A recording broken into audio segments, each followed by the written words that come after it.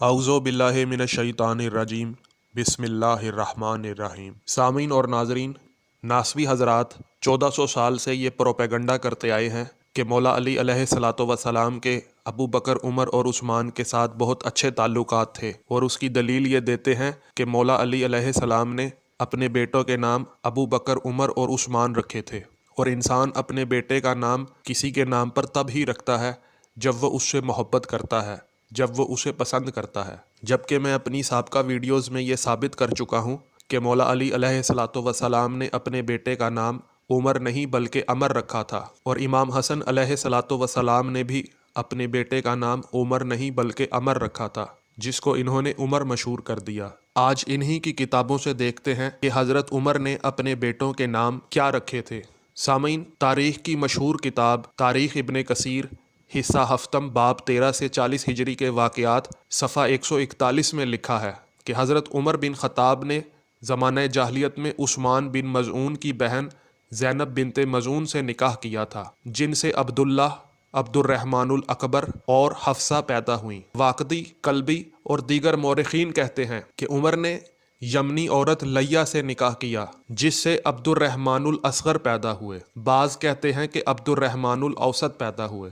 اور سامعین، پھر ابن کثیر لکھتا ہے کہ میں کہتا ہوں کہ حضرت عمر کی اولاد کی کل تعداد 13 ہے، اور ان کے نام ہیں زید الاکبر، زید الاصغر، عاصم، عبداللہ، عبد الرحمن، عبد الرحمن الاکبر، عبد الرحمن الاوسط، عبد الرحمن الاصغر، عبید اللہ، ایاز، رقیہ، زینب اور فاطمہ۔ اور سامعین، تاریخ کی مشہور کتاب تاریخ طبری میں حضرت عمر کے اہل و عیال کے باب میں جلد 3 صفحہ 220 میں لکھا ہے کہ حضرت عمر فاروق نے عہد جاہلیت میں زینب بنت مظعون رضی اللہ تعالی عنہا سے نکاح کیا تھا، اور ان کے بطن سے حضرت عبداللہ بن عمر، حضرت عبد الرحمن اکبر اور حضرت حفصہ پیدا ہوئیں۔ پھر لیہ کے ذیل میں لکھتے ہیں کہ عمر نے ایک یمنی خاتون لیہ سے نکاح کیا تھا، جن کے بطن سے عبد الرحمن پیدا ہوئے۔ پھر ولد کے ذیل میں لکھتے ہیں کہ مدائنی کا قول ہے کہ ان کے بطن سے عبد الرحمن اصغر پیدا ہوئے، اور کہا جاتا ہے کہ وہ ولد تھی۔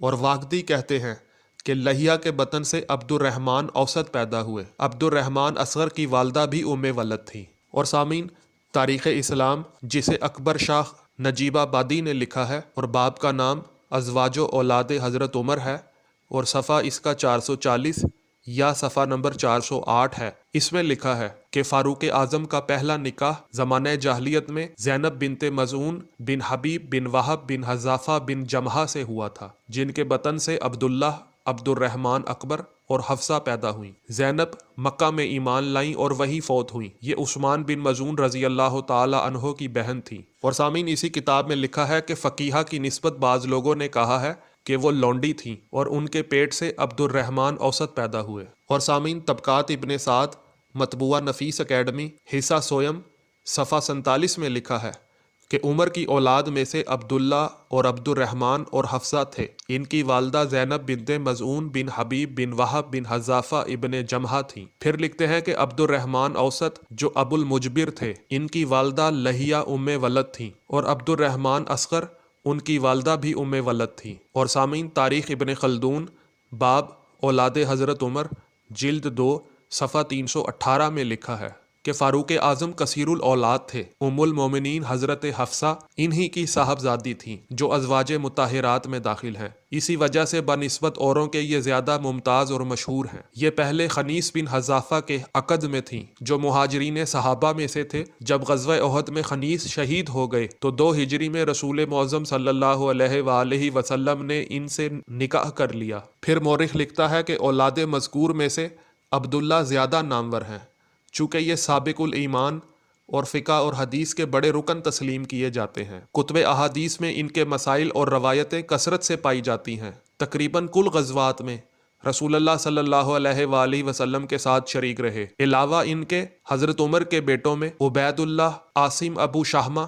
عبد الرحمن، زید مجیر بھی فاروق اعظم کی اولاد سے ہیں۔ معارف ابن قتیبہ، اسد الغابہ فی معرفت صحابہ، ابن خلقان اور کامل ابن اسیر وغیرہ میں ان لوگوں کے حالات تفصیل کے ساتھ لکھے ہوئے ہیں۔ جی سامعین، تاریخ کی مشہور و معروف کتب سے یہ ثابت ہو گیا کہ حضرت عمر نے اپنے بیٹے کا نام عبداللہ بھی رکھا اور 3 بیٹوں کا نام عبد الرحمن بھی رکھا۔ سامعین، غیر شیعہ مشہور و معروف کتاب اسد الغابہ فی معرفت صحابہ، حصہ ششم، صحابی نمبر 3352، صفحہ نمبر 424 یا صفحہ نمبر 431 میں لکھا ہے، حضرت عبد الرحمن بن ادیس بن عمر بن عبید بن کلاب بن دہمان بن غنیم بن حمیم بن زحل بن حنی بن بلی۔ پھر لکھتے ہیں کہ اسی طرح ابن مندہ اور ابو نعیم نے ان کا نسب بیان کیا ہے، یعنی عبد الرحمن بن ادیس کا نسب بیان کیا ہے کہ یہ بلوی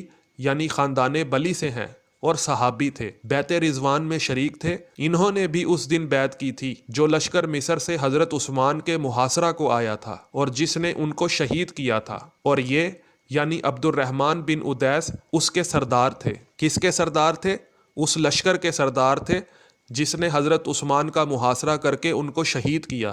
اور سامعین، تاریخ طبری باب 4 سرداروں کی قیادت جلد 3 صفحہ 397 میں لکھا ہے کہ سیف کی روایت ہے کہ جب 35 ہجری میں شوال کا مہینہ آیا تو اہل مصر 4 قافلوں کی شکل میں روانہ ہوئے۔ ان کی قیادت 4 سردار کر رہے تھے۔ ان کی کم از کم تعداد 600 اور زیادہ سے زیادہ تعداد 1000 تھی، اور ان کے سردار مندرجہ ذیل حضرات تھے۔ نمبر 1 عبد الرحمن بن ادیس بلوی، نمبر 2 کنانہ بن بشر لیسی، نمبر 3 سودان بن حمران سکونی، اور نمبر 4 کتیرہ سکونی، اور یہ تمام قافلوں کا سردار اعلیٰ تھا۔ جی سامعین، آپ نے ملاحظہ کیا کہ عثمان کے قتل کے لیے مصر سے جو 4 قافلے آئے ان کے سرداروں میں سے ایک کا نام عبد الرحمن بن ادیس بلوی تھا۔ اور سامعین، طبقات ابن سعد حصہ سویم میں لکھا ہے کہ مالک بن ابی عامر سے مروی ہے کہ سعد بن ابی وقاص عثمان کے پاس جو محصور تھے آئے، اور جب وہ واپس ہوئے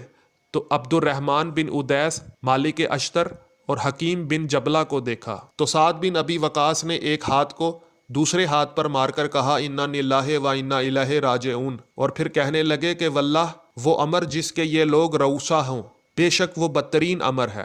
اور سامعین، تاریخ اسلام جسے اکبر شاہ نجیبہ آبادی نے لکھا ہے اور حصہ اس کا اول ہے، اور باب کا نام عثمان غنی کی شہادت ہے، اور صفحہ اس کا 464 یا 496 ہے۔ اس میں لکھا ہے کہ سب سے پہلے محمد بن ابی بکر حضرت عثمان کے قریب پہنچے اور ان کی داڑھی پکڑ کر کہا کہ اے ناصل، خدا تجھے رسوا کر دے۔ تو حضرت عثمان نے کہا کہ میں ناصل نہیں ہوں بلکہ عثمان امیر المومنین ہوں۔ تو سامعین، ابو بکر کے بیٹے محمد نے کہا کہ تجھ کو اس بڑھاپے میں بھی خلافت کی حویث ہے؟ تو حضرت عثمان نے کہا کہ تمہارے باپ ہوتے تو وہ میرے اس بڑھاپے کی قدر کرتے اور میری اس داڑھی کو اس طرح نہ پکڑتے۔ تو سامعین، محمد بن ابی بکر یہ سن کر شرما گئے اور عثمان کی داڑھی چھوڑ کر واپس چلے گئے۔ ان کے واپس جانے کے بعد بدماشوں کا ایک گروہ اسی طرف سے دیوار کود کر اندر آیا، جس میں بلوائیوں کا ایک سرغنہ، حملہ کرنے والوں کا پروٹاگونسٹ عبد الرحمن بن ادیس، کنانہ بن بشیر، عمر بن امک۔ سامعین، یہ غلطی سے امک لکھا ہوا ہے جبکہ یہ حمک ہے، اور شیر بن حنابی اور سودان بن حمران غافقی تھے۔ جی سامعین، آپ نے ملاحظہ کیا کہ حضرت عثمان کو قتل کرنے والوں کے سرغنہ کا نام عبد الرحمن بن ادیس تھا۔ اور سامعین، یہ تو میں آپ کو سابقہ کتب سے بھی دکھا چکا ہوں کہ مولا علی علیہ الصلوۃ والسلام کے قاتل کا نام بھی عبد الرحمن ابن ملجم تھا۔ اور سامعین، یہ بھی آپ کو غیر شیعہ کتب سے دکھا چکا ہوں کہ حضرت عمر نے اپنے 3 بیٹوں کے نام عبد الرحمن رکھے تھے۔ تو اب میرا ناسبی حضرات سے یہ سوال ہے کہ کیا حضرت عمر نے اپنے 3 بیٹوں کے نام مولا علی کے قاتل عبد الرحمن ابن ملجم کی محبت میں رکھے تھے، یا عثمان کے قاتل عبد الرحمن بن ادیس کی محبت میں رکھے تھے؟ یا آپ یہ کہیں گے کہ مولا علی علیہ الصلوۃ والسلام اور عثمان کے قاتلین کے والدین کے حضرت عمر کے ساتھ بہت اچھے تعلقات تھے، اسی لیے انہوں نے اپنے بیٹوں کے نام حضرت عمر کے بیٹوں کے نام پر عبد الرحمن رکھے تھے، اور حضرت عمر کے ایک بیٹے کا نام عبداللہ بھی تھا؟ تو کیا حضرت عمر نے اپنے بیٹے کا نام عبداللہ منافقوں کے سردار عبداللہ بن ابی بن سلول کے نام پہ رکھا تھا، یا اس یہودی کے نام پہ رکھا تھا جس کا نام عبداللہ ابن سبا ہے؟ سامعین، انشاءاللہ آپ کو حضرت عثمان کے بیٹوں کے نام بھی انہی کی کتابوں سے دکھا کر انہی کے پروپیگنڈے کو بے نقاب کرتا رہوں گا۔ اگر آپ کو ویڈیو پسند آئی ہے تو ویڈیو کو لائک کریں، کومنٹ کریں اور زیادہ سے زیادہ شیئر کریں تاکہ ناسبی پروپیگنڈے کی حقیقت بے نقاب ہو جائے۔ السلام علیکم ورحمۃ اللہ وبرکاتہ۔